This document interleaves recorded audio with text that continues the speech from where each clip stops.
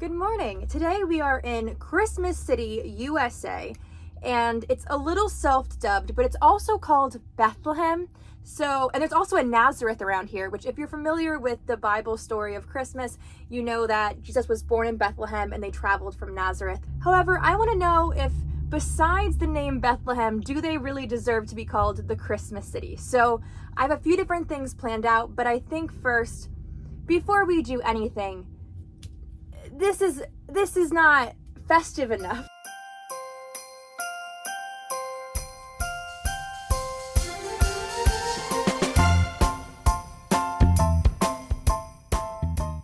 So how did Bethlehem manage to beat out every other city in America to be Christmas City, USA? Well, while Christmas trees can be dated back to the ancient Romans having winter festivals with trees decorated with metal, and to the Middle Ages festival of Adam and Eve, the first documented Christmas tree in America was right here in Bethlehem, Pennsylvania, in a German Moravian settlement in 1747, only 6 years after they named the town Bethlehem on Christmas Eve. And their tree looked nothing like mine. Instead, they were more likely to be wooden pyramids covered with evergreen branches and decorated with candles, Moravian stars, dried apples, and Bible verses. They would place candles on their trees to represent the stars in the sky on Christmas Eve and in the windows of their homes to welcome Christ. The original stars on top of the tree tradition came from the Moravian stars they used in this settlement here in Bethlehem on their trees. So many traditions and things we think and know about Christmas here in America now are because of these original Moravian settlers here in Bethlehem. What do you think now? Are we festive enough? Are we festive enough? What is that from? Oh, I know. Are you not entertained? That was not anything like what I said. Also, major problem. I have a skylight. Does that work as a chimney? Is Santa not going to visit me if I'm in my van? These are situations and problems you got to think of when you get into van life. Will Santa know where you are? I mean, I don't have that problem because personally, I have no worries. Santa Claus will know exactly where I am. I may have his direct line. Anyway, on that note, we should probably get on the road because it's about 12 o'clock here and I already have our first stop picked out here in the Christmas City, and it's called Christkindl Mart. It's like a cute little Christmas market at one of the most popular spots here in Bethlehem, Pennsylvania, which is Steel Stacks. Someone might want to tell the rest of Bethlehem that they're called the Christmas City because there are no decorations anywhere. Actually, a lot of Bethlehem looks like this. Brown. And there's a large section that looks completely broken and run down and abandoned, and that's because it's almost kinda is. But that's also exactly where we're heading today and also has a really interesting history behind it. This is Steel Stacks. Easy breezy lemon squeezy. Only problem is we drove a bit far from the event. But from what I saw, I think it's mostly outside, so I'm gonna take my new scooter and get there 3 times as fast with 10 times less work. That's the plan. And with that, thank you so much to the sponsor of this video, Hiboy Scooter, who is making this a little bit easier. This is pretty light. I don't know if you know how weak I am, but that should be very impressive. I'm gonna ruin the whole outfit with a coat. What? I feel like a 5-year-old on Halloween. That's what this outfit looks like to me. Alright, ready to go. So the scooter I've had in my van that if you watch my other videos recently, maybe you've seen, is the Hiboy S2 Pro electric scooter. I chose to pack this over my e-bike for this trip because it's significantly smaller and lighter, and my e-bike I had to reposition every time I drove and it would fall and make dents in my very expensive heated floor. So I decided I'm just going to wait to have the e-bike in my van until it can be safe and on a shelf. And thankfully the Hiboy is much smaller and takes up less space, but has all the same benefits that I love about my e-bike. It's also just as quick and fast to assemble. And if I really am missing my bike, I can choose to install a seat on the scooter for longer rides. And you can get the mobile app and remotely lock the scooter, which is a new feature for me that I haven't ever had before. But also the tires are more durable than regular tires because they're 10-inch solid rubber. So there's less maintenance and it eliminates the risk of a flat or needing air. And the wider tire also provides stability, and the dual brakes enhance safety, while the rear dual shock suspensions and absorbers give you a smoother ride. One of the most unique features I found on this is that it has a regenerative battery, meaning it can recharge itself from downhill coasting and braking. The battery itself is 11.6 amp hours and can recharge in 4 to 6 hours. It has a range of 25 miles and can reach a top speed of 19 miles per hour from 2 speed modes, as well as customized speed or cruise control. Check out the link in my description for their Christmas sales and to learn more, and now let's get back to exploring Bethlehem.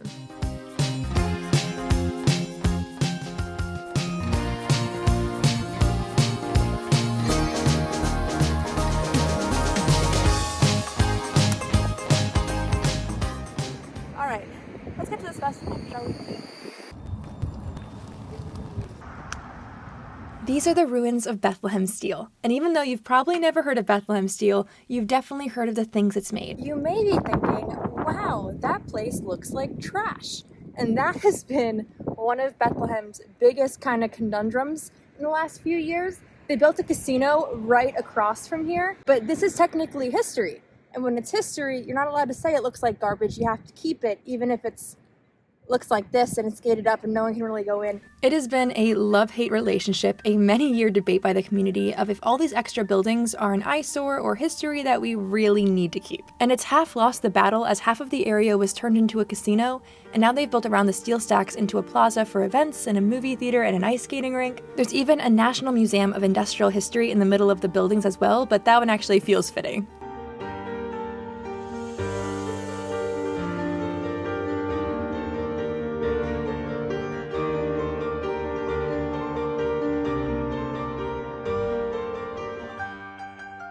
And for the month of December, the main plaza gets turned into what many places on the internet have dubbed the top European-style Christmas market in America, Christkindlmarkt. It costs $12 to enter, which personally I was not a fan of. It felt a bit silly. It was like paying to enter a mall so you could spend more money, which wasn't a fan of. It's funny, it's a Pokemon card, I love that. But luckily they did accept Pokemon cards as a form of payment, so at least that was nice. Upon entering, I was greeted by exactly who you'd expect to be greeted by at a Christmas market, the Queen of England. So that's how you know it's gonna be a real good time.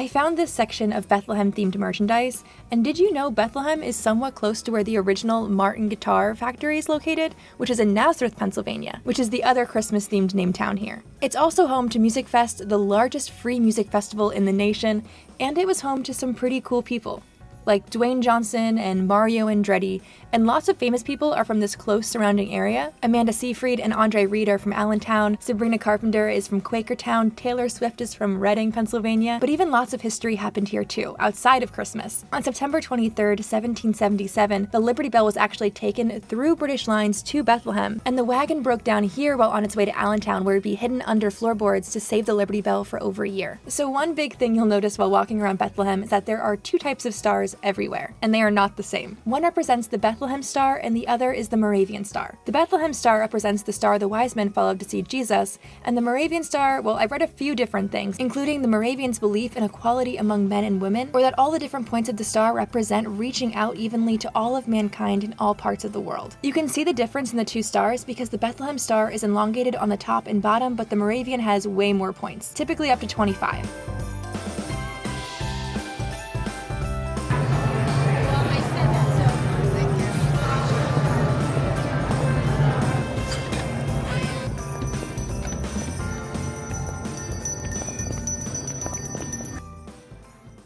So what is all of this?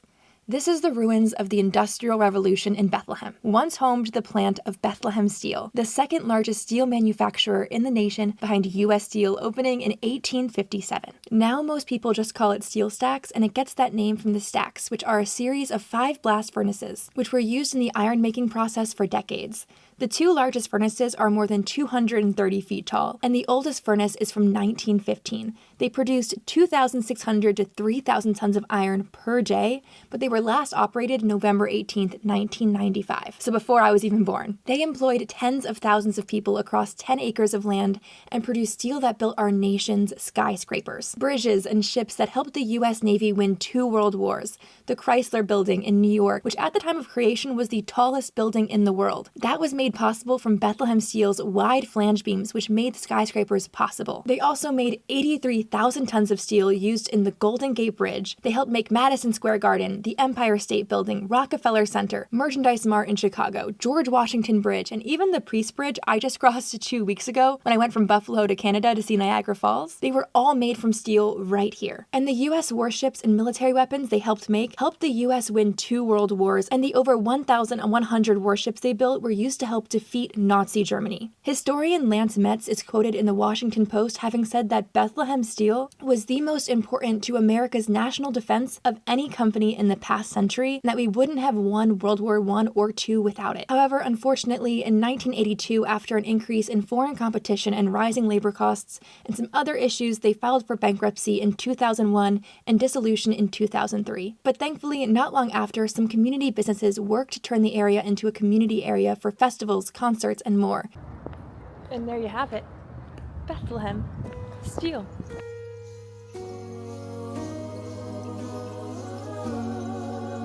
Oh come, Emmanuel,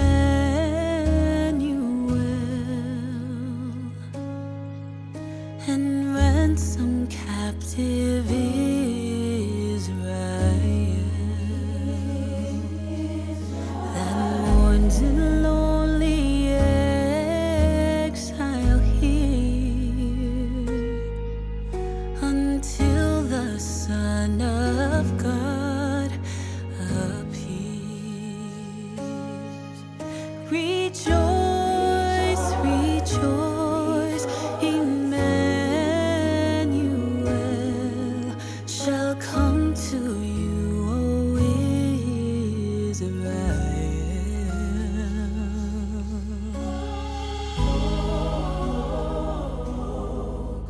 Oh, come, O bright and morning star, and bring us comfort from afar. It is the time of the night to find a place to sleep. My original spot I was going to sleep was actually at a fire department through Harvest Hosts. It was really cute. There was like a bingo they were gonna do tonight, and it looks nice. It's just 40 minutes away, and I'm not really in the mood, so I was gonna find a cute spot, but now I'm just like, all right, 24-hour Planet Fitness, 8 minutes away, let's go.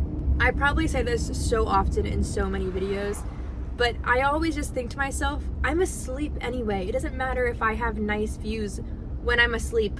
I'll just drive somewhere nice in the morning where, you know, there's no parking hours limit.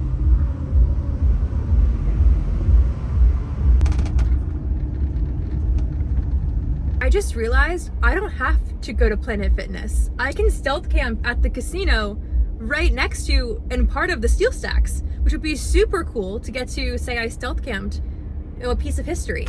That would be really cool.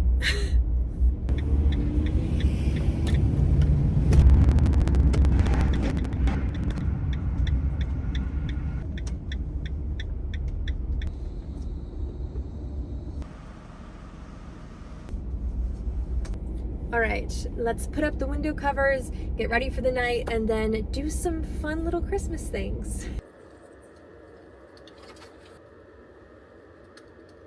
All right, we have our fireplace and our Christmas tree, and of course our festive hat, everything. I just think we're missing one thing, which is of course Christmas cookies, and I would love to make some snickerdoodles. I love saying that. I'm just in a magical, happy mood right now. And the word snickerdoodles is just so fun to say. This year will mark my 4th Christmas living in a van. Last year, I spent both Thanksgiving and Christmas alone for the first time ever. On Christmas Day, I was on Fiesta Island in my camper van in San Diego alone, and I had no Christmas tree or festivities. One moment, I got spooked and I thought I heard Krampus, but now I'm pretty sure it was just a cat. But I'm at a casino, so I just like to be alert for crazy or drunk or angry people, because you never know what could happen at any moment, you know, #VanLife. Recently, I saw a VanLifer talk about wearing noise-canceling headphones to go to bed, and I just want to say, I think that is so not smart. That's how I almost got towed in my sleep at a Walmart. If you live in a van, being alert and paying attention at all times is key. Anyway, I digress. On Christmas last year, I FaceTimed my whole family from the beach while they were back in the Northeast in the cold. But this year, I'm immeasurably grateful to be back home and to spend time with my family. Both of my younger siblings are graduating high school this year. So soon comes the years where everyone can't always make it home for the holidays, where Thanksgiving tables look less full of people and life starts to just get in the way. So being present for my family right now is so important to me because these are the moments I can never get back. Also, my mini power station just died, so now I have to use my chair to get power, which of course is just another larger power station. Someone asked me on my last video why I brought so many power stations when I have an expensive, fancy electrical system built into the van. And honestly, in reflection, I am really upset that I let the company that installed my system convince me to only get 412 amp hours. I asked and I wanted 618 amp hours after doing the math of the power consumption, but they told me I was going overboard and there was no need, and I thought, well, you're the professionals, you know better. And I really just should have trusted my gut because this fridge has been pulling way too much power. I just put on Home Alone and now I'm gonna try my very first snickerdoodle cookie. And the whole van smells amazing. It smells like Christmas now, for sure. Oh my gosh. There you go, 10 out of 10. I'm very happy right now. I also haven't been driving too much lately, so I just really want to install another 210 amp hours at least onto my Red Arc system. Maybe 400 if I have the space, honestly. Not having enough power has been a huge headache on this trip, but luckily it's almost done and then I can reevaluate and know what to work on when I get back to the van build. Holy night, the stars brightly shining. It's the night of the dear Savior's birth. Long lay the world in sin and error pining, till he appeared and the soul felt its worth.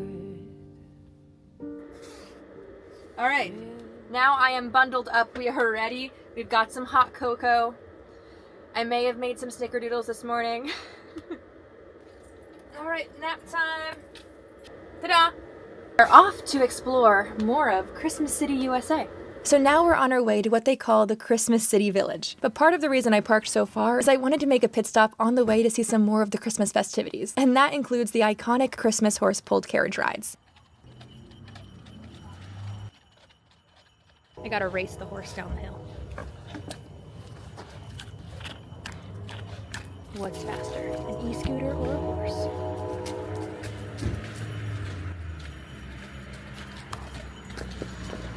I was very nervous I was gonna fall on my face and did not trust my skills on this very steep hill. The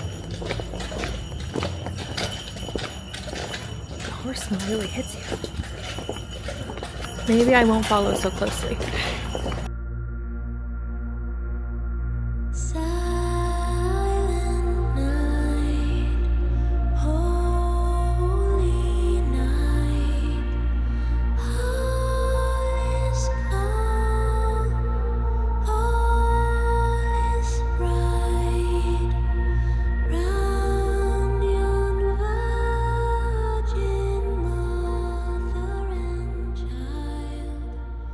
And there, high in the sky, off in the distance, is a beacon of hope that can be seen even 20 miles north of the city. It's sitting in the foothills of the Appalachian Mountains and peeking through the trees, shining all year round, the beautiful replica of the Star of Bethlehem. While it may look like just a speck from here, it's actually 90 feet high and 40 feet wide. And when it was constructed in 1937, it was recorded as the tallest individual electrical display in the world. However, this is not the original star. There have been a few versions, but perhaps one of the most special details of its creation is that it was made right here with the help of Bethlehem Steel. There was unfortunately a period during World War II where it did go dark, as they feared it would be a target for enemy planes, but now it's a symbol of hope and home all year round for Bethlehem natives. Alright, I haven't learned the art of scootering while videoing, so you're gonna experience a little bit of time travel.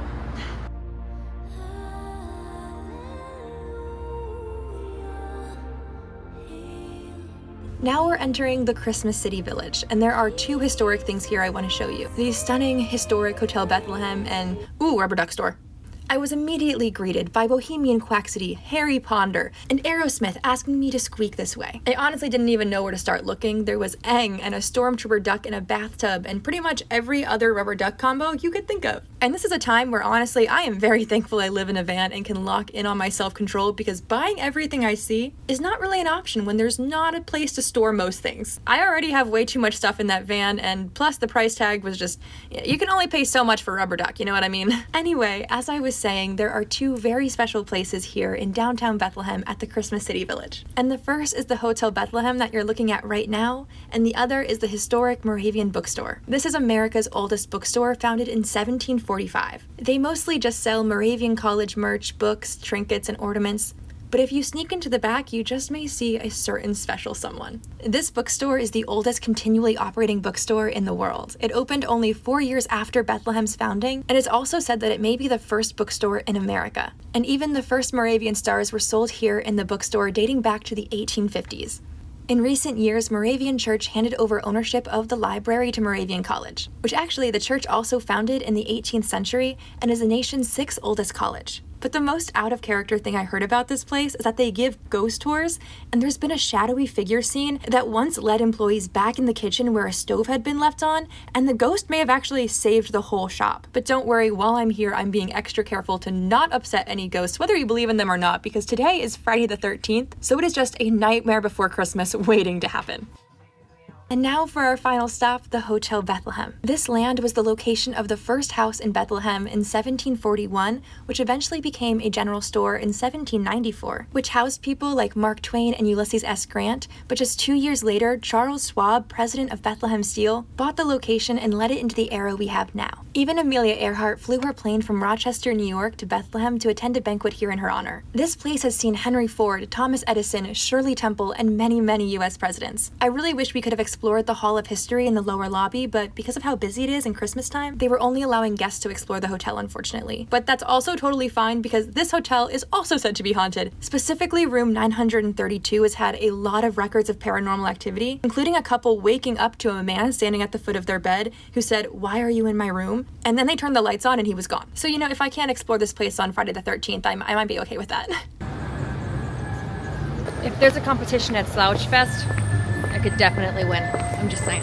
But back to the story of how Bethlehem became the Christmas city. On Christmas Eve in 1741, a group of Moravians in a 2-room log house named this town Bethlehem after the birthplace of Jesus. And that log house was right where Hotel Bethlehem sits now. Part of the inspiration to name the town Bethlehem came from the fact that at the time, the town only had one house, and it was half a stable for farm animals. In a written account from a settler, they said that it was like living with the animals, and that has led historians to believe that because they were living in a situation almost akin to the birth of Jesus, they were inspired to name the town Bethlehem. And so in the end, I think I do believe it earns the title of the Christmas city, because maybe it's not decked out to be the North Pole and covered with candy canes, but it is deeply ingrained in the history of American Christmas and why we have a lot of the traditions we do now. What do you guys think?